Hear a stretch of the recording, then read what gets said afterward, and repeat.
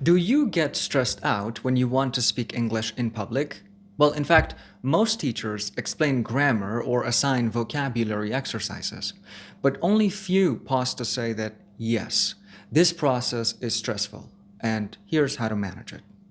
That silence can leave you thinking that you're failing, when in reality, it's just part of learning a new language. So, in today's episode, we'll explore why stress shows up for learners at intermediate and advanced levels, how it affects your confidence, your identity, and motivation, and practical tools you can use right now to reduce stress and speak with more ease. I'll also share small exercises you can do immediately, reflection questions for your learning journal, and real life examples from learners I've worked with around the world.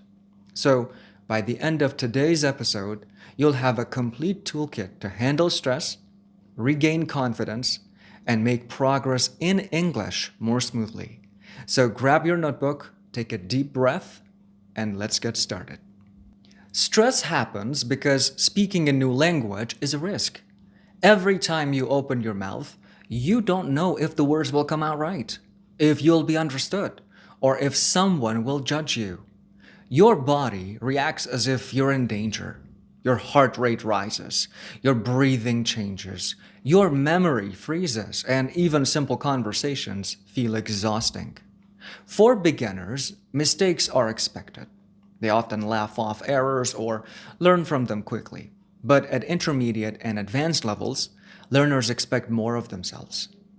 Because you know enough to notice mistakes, and that awareness can lead to harsh self-judgment.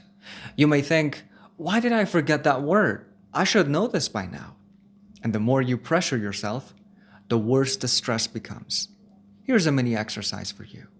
Take a moment to close your eyes and notice your body. Are your shoulders tense? Is your breathing shallow? Recognizing how stress physically affects you is the first step in managing it.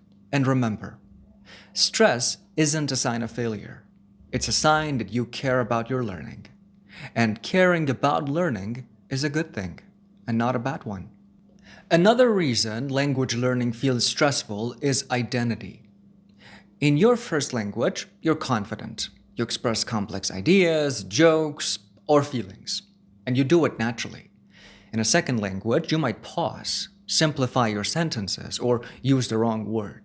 Suddenly, you feel smaller, less mature, or even like a child. This is called a child identity shift, and it is stressful because your mind is aware of the gap between your ability and how you feel you appear. Most classrooms and teachers don't address this. Imagine a teacher saying, yes, you may feel smaller in this language, but it doesn't define your intelligence. That one sentence would lift a lot of stress, but it's rarely spoken. Think about a recent moment when you felt small in English. What caused it? Was it the words, the sentence structure, or your fear of judgment?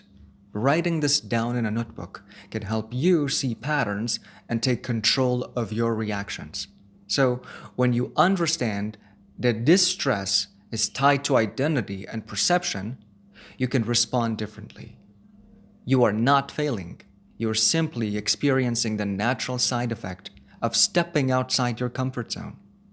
Perfectionism is another big stress amplifier, especially for learners who already have a solid vocabulary and grammar knowledge. You notice mistakes immediately and hesitate to speak until your sentence is perfect. I've seen learners freeze mid-sentence, stuck between what they want to say and how they want it to sound. Unfortunately, teachers sometimes unintentionally make this worse by correcting every minor slip, making learners focus on mistakes instead of communication. Here's the truth. Communication matters more than perfection. If your listener understands your message, great job, you have succeeded. Mistakes are not failures, they are feedback. Think of them like GPS directions showing you where to adjust next time. Here's a mini exercise you can do. Next time you speak English, try intentionally allowing one small mistake. Notice how it feels and see if anyone really reacts negatively. This helps train your mind to accept imperfection and reduce stress. And ask yourself, am I avoiding speaking because I want to be perfect or because I want to communicate? Oftentimes, it's the former and not the latter. And recognizing it is really liberating. At intermediate and upper intermediate levels, progress naturally slows down. You might feel stuck. You study, practice, and yet the leaps you once experienced as a beginner seem to vanish. This is called a plateau. Without guidance, plateaus feel like failure and stress grows, motivation drops, and learners may even question their abilities. But plateaus are normal. They happen in music, sports, and almost any skill. The stress comes not from the plateau itself, but from the silence surrounding it. So, here's a mini exercise to reduce that. Write down 3 areas of English you've improved in the last 3 months. Even if progress feels slow, acknowledging it gives your brain proof of advancement and reduces stress. When learners accept that plateaus are a natural stage, stress becomes manageable instead of paralyzing. Stress is manageable when you have a psychological toolkit. Here are 5 practical strategies to implement today. 1.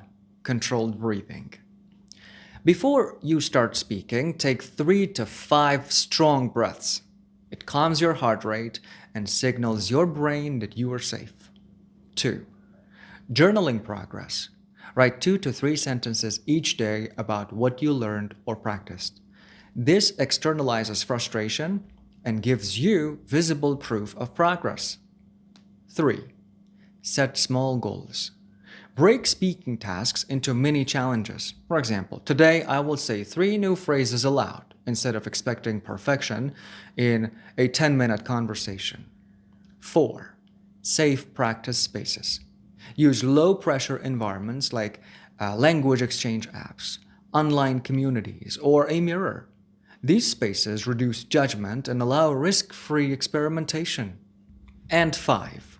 Power phrases. Have ready-made phrases to buy time or express uncertainty confidently. For example, let me think for a minute. Could you explain that again? I'm not sure, but here's my idea. Using these phrases lowers your stress because your brain doesn't have to invent sentences on the spot. Which one of these strategies can you try first this week? Write it down and commit to practicing it daily.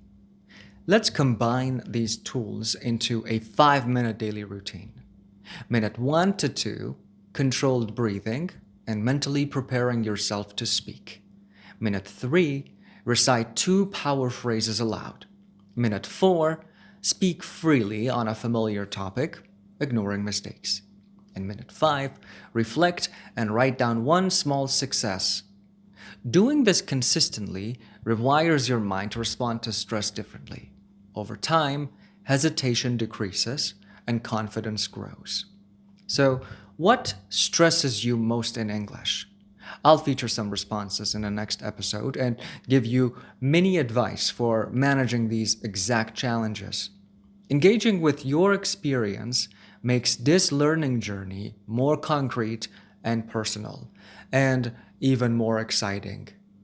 And that's exactly what you need to know. So, why does language learning feel stressful? Because it touches your identity, confidence, and patience. And because classrooms rarely prepare learners for the psychological side of learning, you may feel like it's your fault, but it's not. Stress is universal. This episode matters because it brings stress into the conversation. Psychological support is not optional, it's essential. With small daily tools, you can reduce stress, speak with more confidence, and enjoy your English journey. Recognize your stress. Accept that mistakes are just plateaus, and they are natural. Use practical tools daily. Follow LinguaFox. Share this episode with someone who struggles with English anxiety. Try 1 stress management technique today. In the next episode, we will be talking about effective ways to make you a better communicator. So stay tuned, and I'll catch you on the flip side. Bye-bye.